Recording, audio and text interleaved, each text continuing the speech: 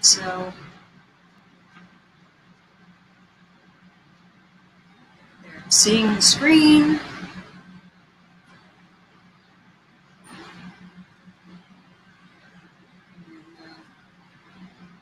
We're not going to, okay, it's 7 o'clock.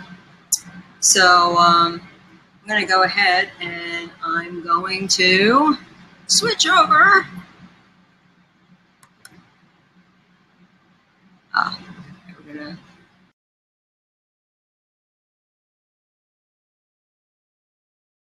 It works.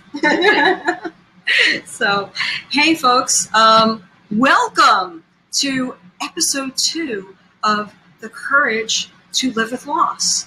And I am Tracy Lawrence, coming to you live from beautiful Ringwood, New Jersey. And I'm very thrilled to have with me this evening my friend and colleague, Deborah Farber, who has a really awesome, fascinating story. And I'm so glad she was able to come and speak with us tonight. Deb has a really interesting and diverse background, and she's going to share some of that with us tonight. And we're going to touch on the fact that, well, Deb is now a newlywed. Congratulations. Thank you. Deb suffered widowhood. And so we're going to talk tonight about what that part of her journey was like. And what I would like everyone to come away with when they see this is that there are ways of coping with loss that can lead to wonders in life, and that you know, death is part of life, and grief is part of life, but it's all part of what makes life a wonderful journey. So I'm going, and I want to encourage those of you who show up, if you'd like to chat with us. We have the chat is open, and we would be happy to answer questions. And this will also be available for replay. So if you weren't able to make the live broadcast, never fear. Okay, you'll be able to play this back. And always remember that if you have questions for either of us, you can reach out to us through the Grand Family Planning website. And that's very simply grandfamilyplanning.com. So, and also some housekeeping tips. If you are watching this webinar, you might want to turn off your other applications and anything in the house that's going to draw on your bandwidth from an internet perspective. It's probably a good idea to turn that stuff off. So if someone's watching Netflix in the other room and you're having difficulties, you might want to gently ask them to please knock it off for a little bit. This is important. So, all right. So without further ado, Deb, welcome. Thanks so much for coming. Thanks, Tracy. It's great to be here. I appreciate you asking me to do this. Wonderful. Well, so Deb, let's talk, first of all, let's talk a little bit about where you're at now. What's life like for you now? Life now is actually pretty good. It's taken a while to get there. But as you mentioned, I was married 6 weeks ago. I have a wonderful man in my life now. We met on Match.com. And it's good. My kids love him. We're very happy, but he's very different than the first time around. And we talked about that. You know, we talked about you know, what I was looking for and what the universe sent me were two very different things. And I think that was for a reason. Sure. Sure. Now, so tell us a little bit about your first husband, and his name was. His name was Rich. His name was Rich. And well, we met in college, so we were college sweethearts. Married right after I finished my graduate work, and from there it was pretty much a whirlwind across the country. We lived in many different states. We were both early on in the early computer industry. He worked for different companies, the different retail outlets. I actually worked for Microsoft was the first company I worked for. I was part of their original sales group, and from there I went to work for a number of who's who in Silicon Valley. And I did that for quite a number of years, and then we had kids. We had my daughter, who is now 28, and my son, who will be 26 in September. And so they're sort of launched. My son is not quite as launched as I'd like him to be. Living on opposite ends of the coast. One's in Seattle, one's in Maine. So which one's which? My son is in Maine. My daughter's in Seattle. Okay. And I have a new grandbaby who will be a year old next week, actually. He'll be a year old next week. How'd that happen, huh? Well, I know how it happened. I mean, the year going by. Oh, yes. And my daughter's a midwife, so she better know how it happened. Oh, wow. And then my new husband has a daughter who is exactly the same age as my daughter, and a son who is the same age as my son. Wow. They are both born in the same year, and so we kind of have bookends. That's amazing. Yeah, it really is. So, the sad part of the story is that at some point, Rich was diagnosed with pancreatic cancer. Yes. So tell me about that discovery and how that initially changed your life. Well, what happened was in the summer of 2007, we were planning a family vacation. We were going down to the Outer Banks with friends, with relatives, my brother and sister-in-law and their kids. And Rich was having a lot of lower back problems. Mm. And we really didn't think that much about it because in college he had an accident which fractured his lower back. Mm. So he had always had back problems. That it had always bothered him. And while we were gone, it just kept getting progressively worse. Mm. And to the point where on the way home, we were driving home, he wasn't able to drive. It was so severe that he had to lay down in the back, which was really, really unusual. Mm-hmm. So, he went to the doctors when we got home, and they looked at his back, and they just said, yeah, it's the fracture. It's bothering you. Maybe you have some arthritis. That's pretty much what happened. How old was he at this time? He was 51. He was 51. And just turning 52. Mm-hmm. So that July, he was turning 52 in 2007. So it was actually September 2nd, which was our anniversary. He woke up and he had a very severe symptom. I'm not sure whether you want me to say it on TV. But it was in a very personal area, and okay. It was something that was very alarming. So we rushed into the emergency room, and of course it was Labor Day weekend. So you can imagine what the emergency room was like. So he's on a gurney for hours out in the hallway. They didn't even have a room to put him in or a curtain. Mm. Ran a bunch of tests, and a very harried doctor at one point came back to the gurney and just said, it looks like you have cancer. I mean, they just, that blurted it out. Just that like was that. The bedside manner, and you need to go see a urologist. So we went to the urologist. They did a number of tests. And so on my birthday, which is September 17th, we found out he had pancreatic cancer. So my 2 September holidays were not the best that year, or actually any year after, because they're markers. And so at that point, we found out he had pancreatic cancer, and we started seeing an oncologist at the hospital near where we lived. And at the time we found out there's basically 2 kinds of pancreatic cancer. There's the ones that can be somewhat operated on, and the ones that you can't. Mm. We had the can't. And,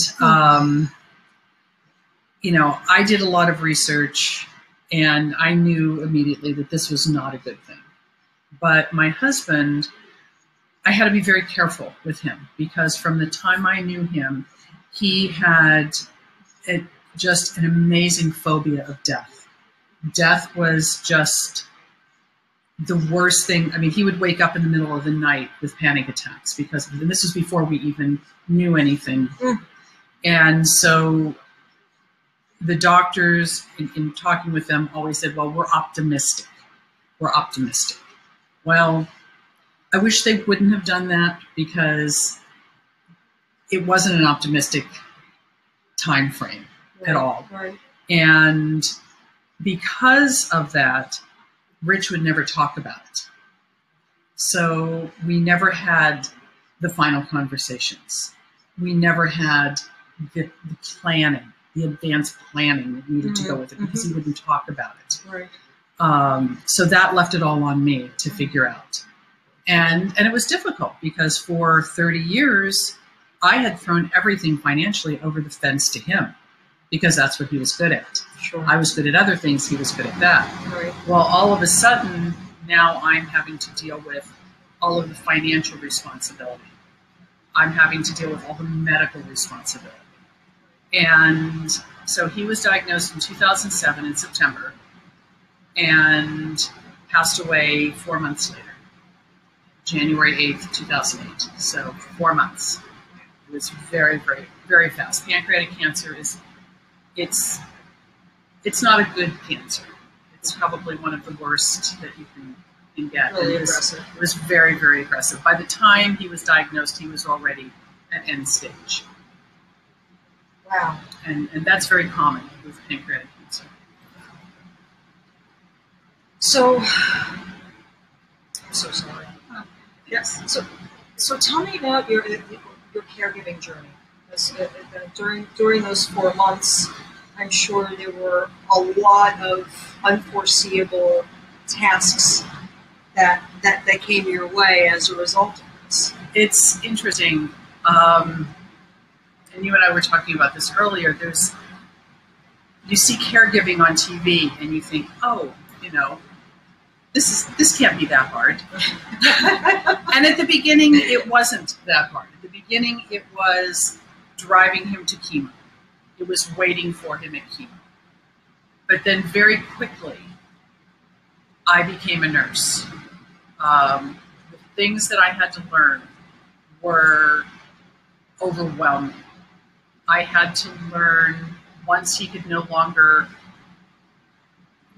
he reached a point very quickly where he didn't want to eat. He wasn't hungry. And so they had to put a port in.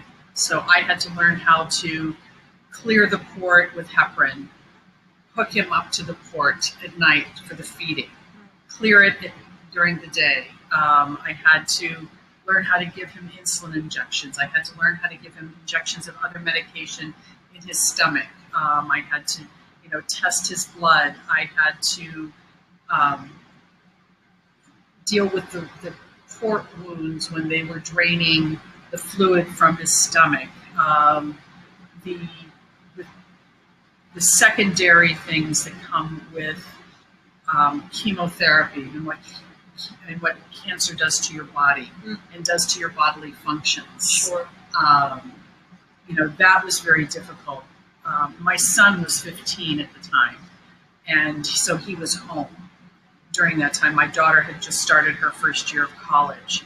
And I think the hardest part for me was having my son have to help with things that no 15-year-old should have to help their father with, and having to clean up things that no 15-year-old should have to do. But for me, it was something that, it was just something I had to do. You just sort of compartmentalize it, and you just do it. And there really wasn't a lot of thought process that went into it. It was like, this is what I have to learn. This is how it has to be done. And this is what I have to do. And I had to learn early on that while I'm caregiving, I'm also helping my husband die. And that was really hard to come to grips with, because that was not supposed to be our life. Our life was growing old together. Sure. The fine print in the contract said we're growing old together. Soul death to us.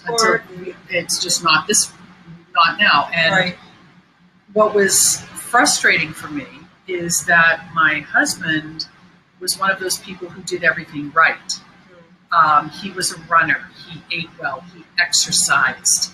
He took care of himself. And then he's handed a death sentence. So, so that was difficult. And you were saying that he was the financial guy. He was. So here you are having to take on all these medical duties and running the house and dealing with bill paying and dealing with, I'm sure there were run-ins with the insurance company. Just dealing with insurance, dealing with, you know, where is everything? What are the passwords? You know, what are the what are the passwords for things? Sure. Where are all the accounts? You know, just trying to figure all of that out, and you know, knowing that he is going to die.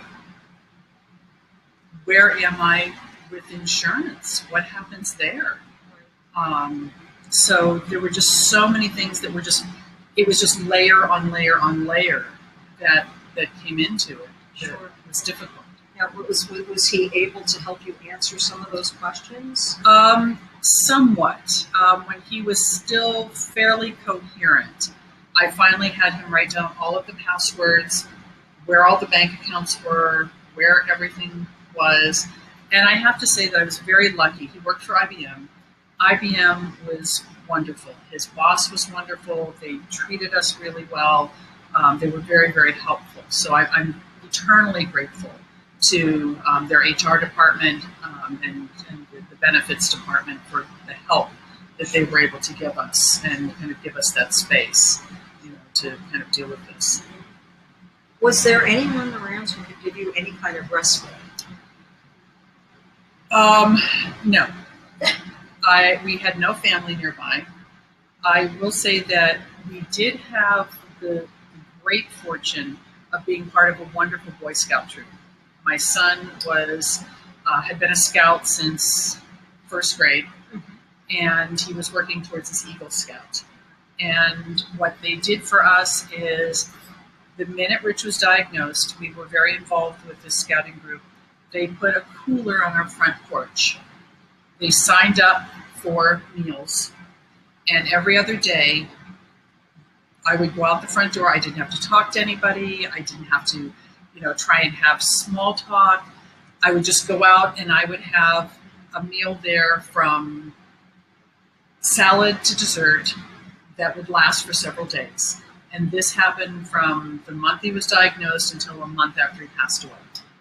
And it was always there. I didn't even have to think about it. And that was a gift. That was such a gift.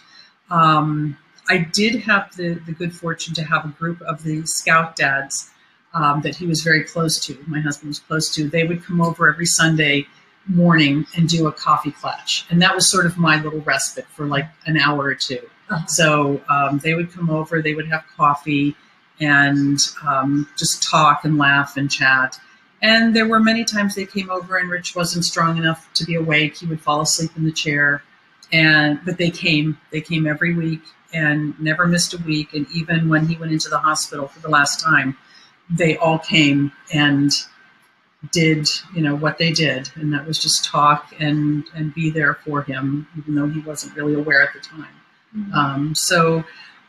Not a lot of respite. I did have a caregiver who came in for maybe like an hour twice a week and helped me bathe him.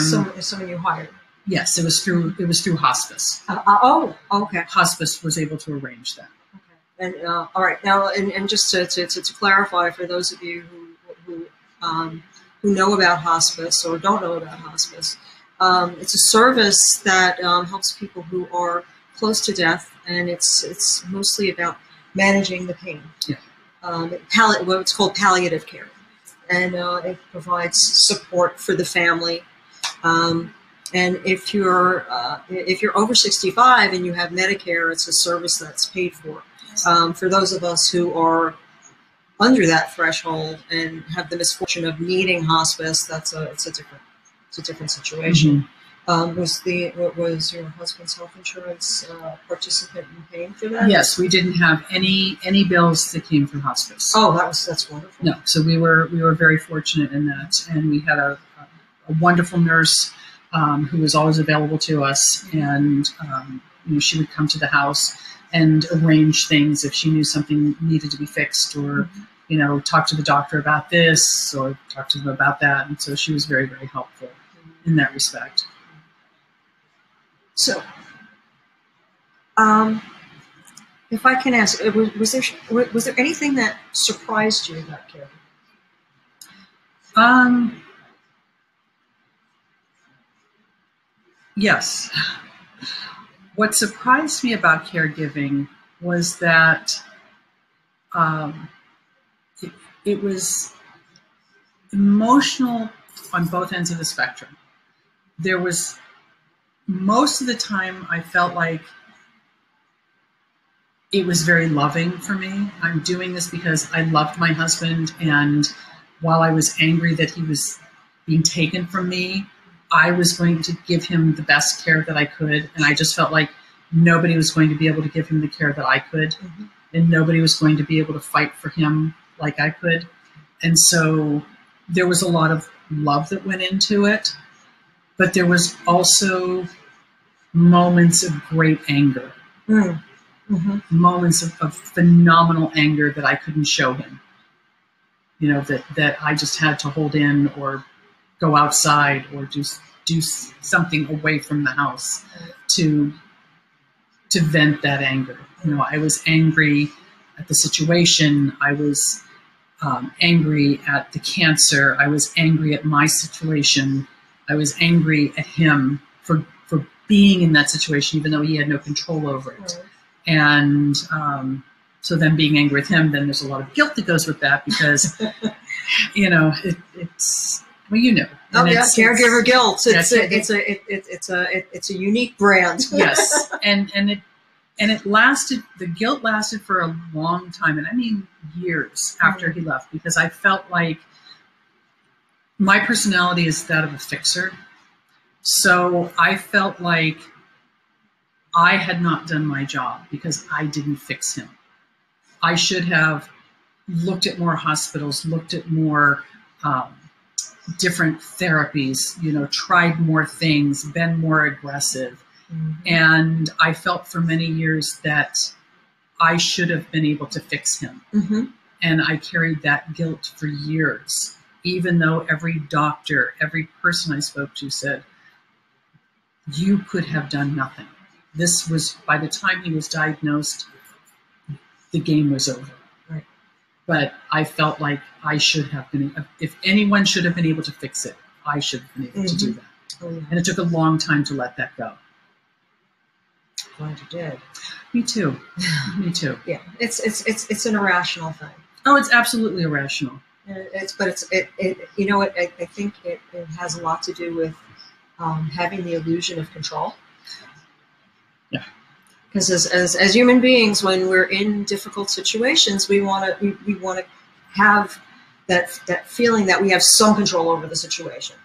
And I know that if I had only done this, I could have controlled that situation. But it's totally irrational. It is, because you're in a situation that is spinning wildly out of control. I mean, I was doing things like working with the local health food person, and I was scooping powder into capsules for him to take to try and increase his calorie intake and his desire to eat. I mean, I had the empty plastic gel caps, and I'm putting powder in these things, and I'm grasping at every straw that was out there, because that's what you do. Sure. And you try everything to fix it. I totally get that. I think I know the answer to this, but I'm going to ask it anyway. Was there anything you loved about caregiving?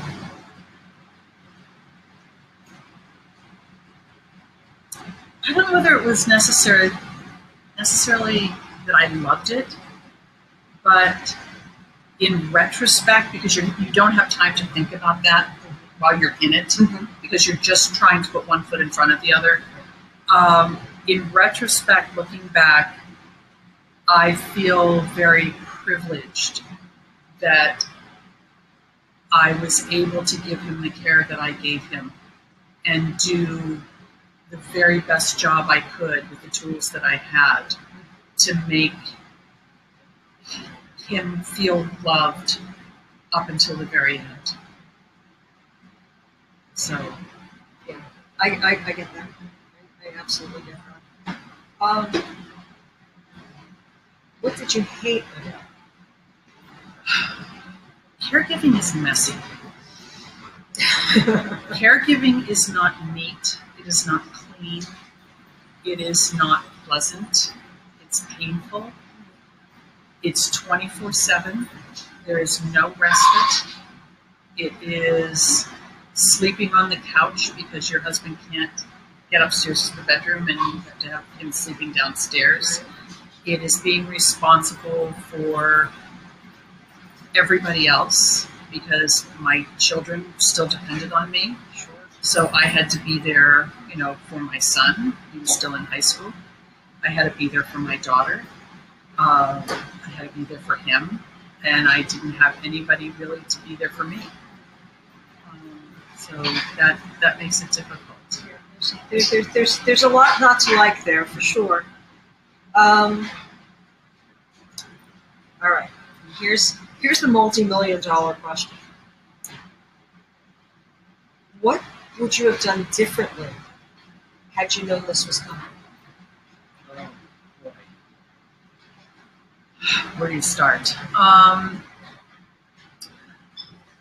I don't think I would have done anything emotionally different because there really was nothing I could have done differently. We had a very strong, solid marriage, and that really didn't change, and I think that helped with the whole caregiving. What I would have done differently is the financial preparation. I would have learned more about what I needed to know. I would have been more involved. I would have had us both plan better because the only insurance we had was through work. We did not have any private insurance because we thought, oh, we have it through work. We'll be fine. We're going to retire. We're going to have a large 401k when we retire. Things will be good. Sure. I found out that doesn't work. So I would have been more prepared for what the aftermath is when all of a sudden the primary breadwinner is gone, because at that point in time, I had left my career. I had been a stay-at-home mom for like 9 years. And so I had no career. I had no income when this happened. And this wasn't, he was 52. This wasn't supposed to happen. So the lack of preparation is what came back to bite me. So, yeah, so this happened to a friend of mine, and it's going off a little bit, but because your husband's insurance was from work, were there tax consequences? There weren't, because our estate ended up coming in under what the maximum guideline was. Okay. Had it gone over, there would have been some estate issues, but because there wasn't that much, then we just kind of slid under that guideline. Right. The accountant that I worked with, we were fortunate enough that, I guess fortunate isn't the right word. It would have been a whole lot nicer to be in that tax situation. Sure. Because financially we would have been better off had we had more insurance. Right. But because we didn't have a lot of insurance, there weren't a lot of assets right. that came back to get us. So, where did you find yourself at when the dust cleared and your husband passed? Well, where we found ourselves was that my daughter, who was attending we were fortunate enough to have her get into a very prestigious women's college in Northampton, could no longer go back because we couldn't afford it. So she ended up at State University, which is a wonderful college, and she got a great education. but she couldn't go back. We couldn't afford that. I eventually had to sell the family home. So the home that my kids, for the most part, had lived in for, the last 9 years, I eventually had to sell because I couldn't do the upkeep. I couldn't afford the taxes on it. So that happened. What also happened is I had been out of the computer industry for such a long time, which 1 year in the computer industry is like dog years. Right. And who wanted to hire a 51-year-old woman to go back and do that who had been out of the industry for that long? So I found myself basically unemployable for what I knew. So I had to completely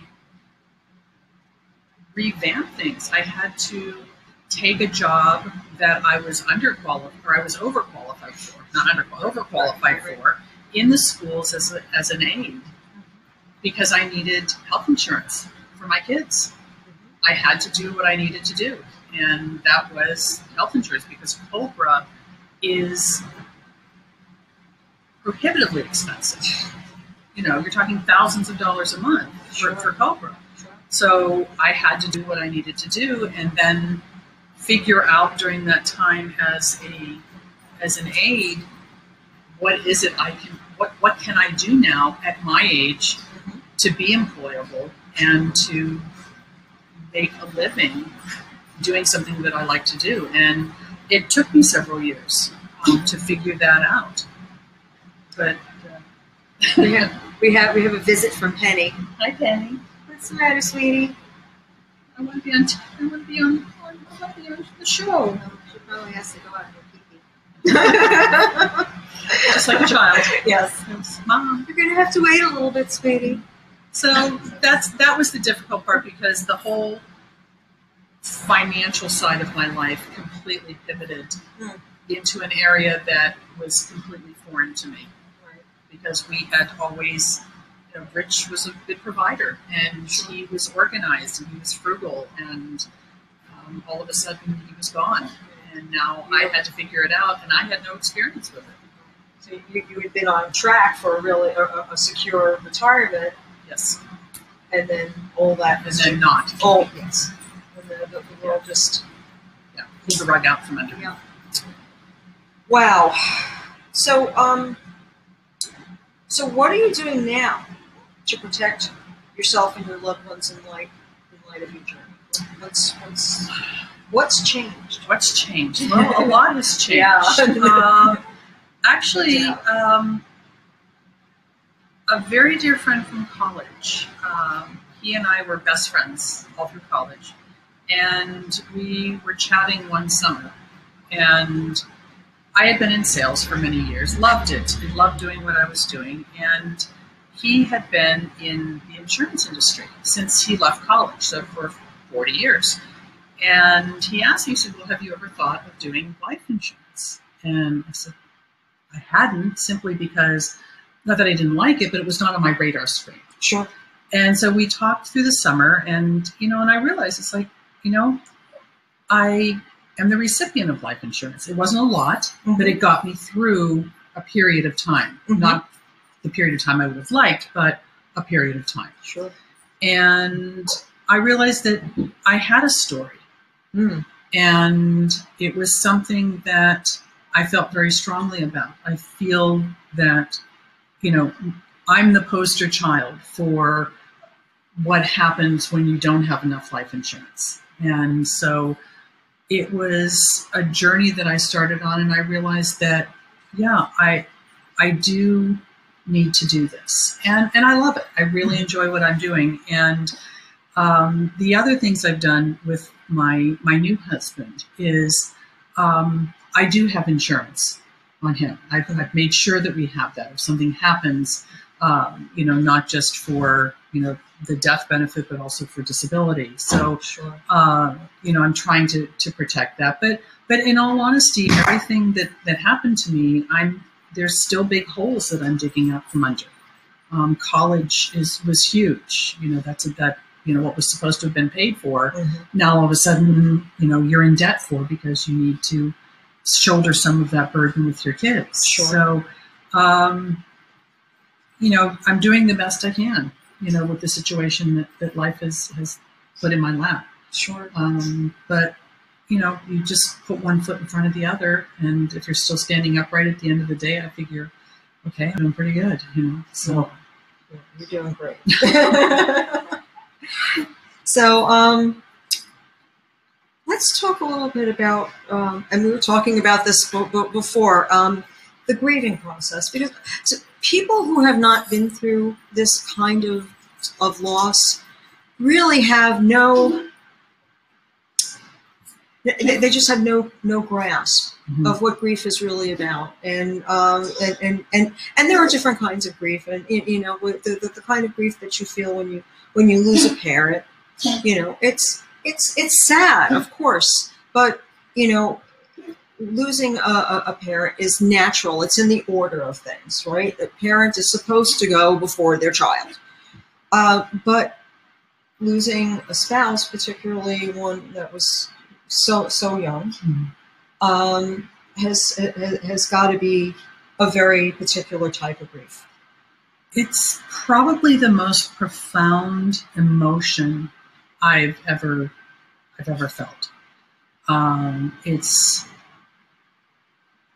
It literally, you forget to breathe. That was something I had to remind myself. I would find myself holding my breath and remembering that I had to breathe. And the utter pain and despair that I felt with it is nothing that I have ever experienced. And as we were talking earlier, there's many times where people will think, oh, well, it's been 6 months or it's been a year, get over it, it's done. And the thing about grief is never done. It never really ends. You learn to deal with it differently. You learn to live with it and move it into another place in your heart so that it's not right out there like your skin, like you're wearing it every day. But it never goes away. There isn't a day that I get up that I don't think about Rich. I don't miss him. I talk to him. That there's never a day that goes by that is not with me. And there are days when it's more profound than others. There are days where it's just sort of like, a memory, a little bit of sadness. And then there are days where it's just crushing and it just comes out of nowhere. There's no rhyme or reason to it. You can see, a French fry on the car floor and all of a sudden you're remembering a family trip and, the oddest things will trigger it. But it's not, for anyone who hasn't gone through the grieving process, especially with someone close to you, like a husband or a child, it's not something that ever goes away. It really isn't. And one thing that I would really love, your listeners to know, your viewers to know, is don't not talk to that person about who they lost. That was one thing that I love to do. I want to keep him alive. I want to remember him. I want to talk about him. Ask me about him. Tell me stories, because people who knew him had their own versions of him, had their own stories. And I want to know those stories. I want to know who he was to that person. So to feel like, oh, I don't want to make them feel worse. I don't want to bring up pain by talking about that person. We want you to, because when you don't talk about the person that's gone, we feel like we're losing a piece of them. So they're being erased. Like they're being erased. And we don't want that. Talk to that person about who they lost. Ask them about them. Ask about stories. It keeps them alive in their heart, and that's important. That's wonderful advice, Deb. Thank you. I hope you're hearing that, because that's really important. We do have a tendency, when we have friends who've lost someone, not to want to acknowledge it, not to want to face it. We have a tendency to want to run the other way or change the subject, and that's a really great point. You have to realize that each of us who passes, a piece of us remains with those who are still alive. So it's almost like we each keep our own little piece of that person who's passed on inside ourselves, and it's there to share. So it is certainly something to think about, and hopefully learning that will give you the courage to speak to friends of yours who've lost someone about that person, how to keep that memory alive. And there's a Jewish phrase that is said to someone who has lost someone that you'll write on a card or you'll say to them, and it's may their memory be a blessing. Mm. And that's really true, because when you share that memory, you're giving kind of a little blessing back to the family and back to that person. So share those memories, share those memories with their children, because they know my children knew one piece of who their father was, but all of his friends had different pieces, and it helps put the puzzle of who their dad was together for them. It's a more complete picture. It does. Yeah, it's wonderful. So tell us a little bit about life now. Now we know that you're married, and you're with a lovely man named Ben. Mm-hmm. And so what's life look like for you now? It's an exciting new journey. At this late life, it'll be 10 years since Rich passed in January. And what is lovely about my new husband is that he also keeps Rich's memory alive. He will talk to me about him. He's not threatened by his memory. We'll talk about him with the kids, or my life with Rich before I met him, and that's been lovely, because I still have grieving breakdowns. I had one a few weeks ago that I told you about, where it was just crumpled in a heap on the floor. Not one of my shinier moments, but he was there for me, and he understood, and he could talk to me about it. One of the things that I feel so lucky about is that, as I said, we just had our first grandbaby, and his grandfather is not here. Rich is not here, and that is a big hole, and it was a big hole for my daughter. They were my children were very close to their father. And Vin went to Michelle, my daughter, and said, look, I know Rich isn't here, and I cannot be him. I cannot be Rich. But if you'll let me, I will be the best grandfather I can to your baby. And that's lovely. It was lovely. And to him, this grandchild is his grandchild. And that's how he looks at him. And he will, defend him and love him as best he can. And he promised that he would do everything he could to help keep Rich's memory alive for this child. And I'm grateful for that. It's wonderful. It's a gift. Truly is. A gift. It truly is. It's great to hear. So, what one thing do you want people to know about caregiving that maybe we haven't covered?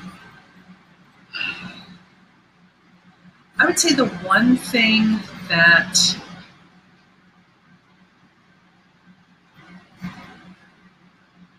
I was not prepared in any way, shape, or form. It was nothing that we talked about. It was nothing that we plan for, and not having a plan, not having talked about what if, not having a financial plan, rocked my world.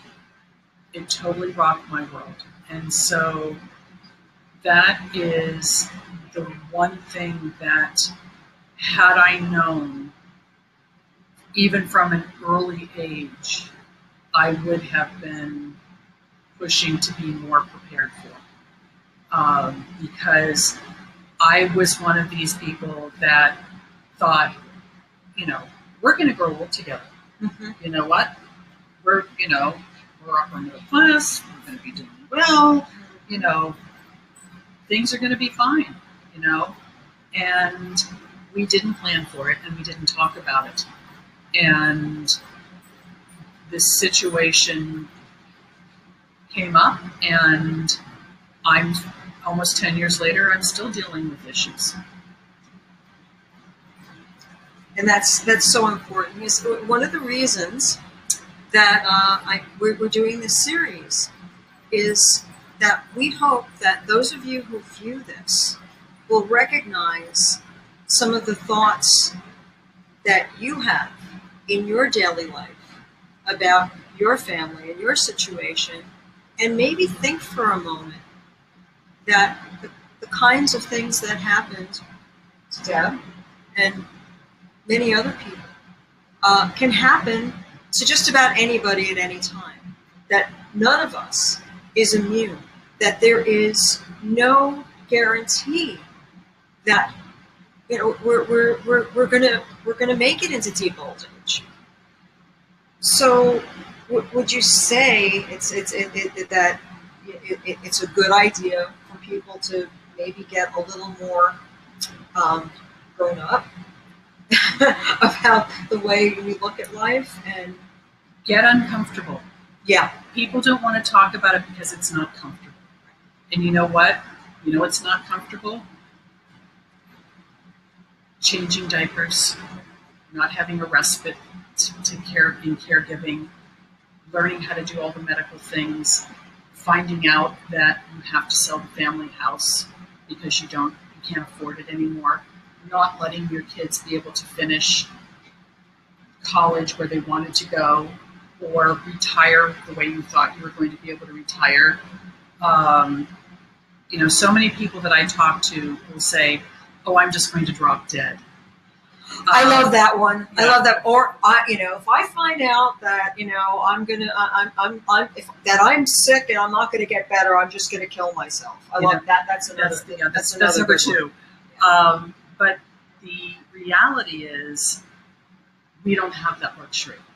Most people, that will not happen to them. There is going to be a caregiving time, mm-hmm. and somebody is going to have to be your caregiver. Yep. And what I have learned is that most caregiving starts in the home. Oh, yeah. And what happens to the caregiver is it's a family member, and it's a family member who has to stop working or taking time off of work. And meanwhile, the person that they're caring for is not working. So the finances start getting the hit there. Sure. It starts at home. The caregiving doesn't start in a nursing home. And there is no reimbursement for that. And the point I think that you're making about being grown up is you have to have those conversations, mm-hmm. and you have to have them early, and you have to get beyond the fact that you are uncomfortable with it. Right. Because if you have a plan, then things are going to be okay. It's when you don't have the plan. And hope is not a strategy, folks. Yeah, it's not a strategy, and avoidance mm-hmm. is not a strategy. Yeah, it's just avoidance. Yeah, and these things catch up with you. So it's a good idea to act as if the worst will happen, and if it doesn't, hooray! But if it does, look, let's face it, no matter what you might have done to plan, your situation would have been terrible no matter what.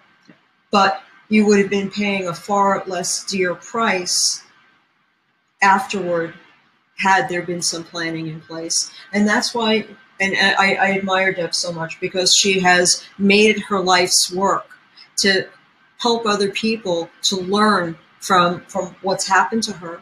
And one of the things that I've heard Debs say to people, and I think it's kind of brilliant, is like, don't be a GoFundMe page. Yeah. You know, how many people do you know who've had an unexpected tragedy in their lives, and the next thing you know, you see, you know, they're asking for donations on GoFundMe because they did not plan for something. And we're talking about people who had the means, or, you know, with a little discipline and a little guidance, they could have put a plan in place. So, you know, and again, we're not trying to bum you out. We're not trying to scare you. But we're trying to help protect you, because the likely thing is that somewhere along the line, you or someone you love will eventually become ill and need care from someone in the family. And you want to make sure that when that happens, that they have the tools that they need in order to be able to do it as successfully with as little damage as possible. Because let's face it, all this is damaging from a profoundly emotional perspective and from a financial perspective. So if you can put some things in place to help, so that when you get to that stage, you'll know what to do, and you'll have the tools to be able to make it through. So, and that's why we're doing this, because we want to raise awareness. We want people to understand that, you know, bad stuff happens to nice people. It does, and it happens when you least expect it. Yes. And like I said, you know, I do tell people my job is to keep them from being a GoFundMe page, because if you look at the GoFundMe pages, they'll raise a couple $1,000s. But that's not going to go very far. It makes the people who contribute feel better. The little bit may help the family for a week, a month. But after that, it goes away and it gets forgotten. And it's difficult. And because of what I've been through, Tracy, I don't mind having the hard decisions with people. I don't mind talking about the what ifs. And if I make them uncomfortable, it's because they haven't thought about it. Right. And that's all right. And if they decide that, you know, they're not going to work with me, that's okay. But at least I can go to bed knowing that I've touched that person, I've made them think about it. Because I don't want them to go through what I went through. Because, as I said, there's still repercussions that I'm dealing with. You know, making sure that, you know, look at your, you know, your policies, make sure that you have the right person on it. You know, so many people in working situations, right, you know, they get divorced, they forget to change the beneficiary at work. Right. And they find out that all of a sudden the ex is getting the life insurance money. Right. Or there are accounts, I'm still dealing with, that he forgot to put me on as the beneficiary. I can't touch it. And I'm still dealing with all this other stuff because he forgot. Right. You know? Right. And here's what I love, and I see this in my space with the you know, in the elder care arena, where you'll have someone who is on Medicaid in a nursing home, and somebody leaves them a big pile of money. So what happens to that big pile of money? It goes down into the Medicaid trough. Yeah. It just gets sucked. We want our money back. That's it. And it's gone. So, you know, and that money could have gone to charity, you know, and done some real good. So, you know, a little planning can go a long, long way. Yeah. And it doesn't take that long. No. It's amazing, you know, how many families that, you know, I approach or I talk to that have kids, and it's like, well, you know, we have, you know, we're going to dance, or we've got baseball, and it's 1 hour. I mean, I have, people that I know that have put things off, and within the last year, 2 young mothers have been diagnosed with cancer. And now they're uninsurable for their families. And that's the worst. And it would have taken an hour of their time to take that burden from them. And, I can be their friend, but I can't do anything now. And it's just having that conversation and knowing that it's like, okay, I put that to bed, and now I don't have to worry about it anymore. Right. And it's just, a couple hours of planning. If we had done just a couple hours of planning, could have avoided my life and my children's lives would be completely different. So, well, we've covered a lot tonight. We have. So, any final thoughts that you'd like to share to kind of sum up? Talk to your significant others. Talk to your spouse. Have the uncomfortable conversation. Don't rely on just what you have from work. Please don't do that. Please don't do that. Because you could lose your job tomorrow. Right. And that's when something happens. It's Murphy's Law. Oh, yeah. And if you do know somebody that's grieving, talk to them, share stories with them, and know that the grieving process doesn't have an end point. It doesn't end. That person will grieve for the person that they lost for the rest of their lives. Right. Don't expect them to move on. And they're not going to do it in your time frame. Right. And most of the time when people do that, it's because they're uncomfortable with the person that's grieving. So it's not about you, it's about that person. And that person will never stop grieving. So, allow them that. That's a gift that you can give them. That's great. Well, Deb, I want to thank you so much. It's my pleasure for coming on tonight. And I see Linda's on. Hi, Linda. And I just want to let you know that we are committed to bringing this program to you on a monthly basis. So for those of you who are watching, we would love it if you could contact us. Let us know what you would want to see on this forum, because this is a very important tool that we want people to understand what it's like to live with loss and to plan for it and to get through it, because life is a process, and by educating you, our viewers, about things that you can do to protect yourselves and your family, and giving you information that you want, information that you can really benefit from, we're providing a public service. So I just want to put that out there and let you know that if you want to contact us, best thing to do is go to the Grand Family Planning website. That's grandfamilyplanning.com, and go to the contact page, and you can just submit a form, with your questions or your ideas. And we'd love to hear from you, because we want to make this a really great tool and a way to continue education and provide a service that has value for people who aren't getting this kind of information elsewhere.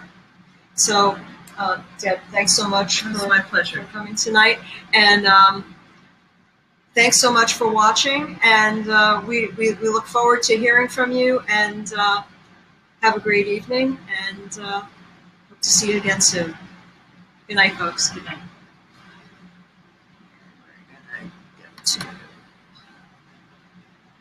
screen share and.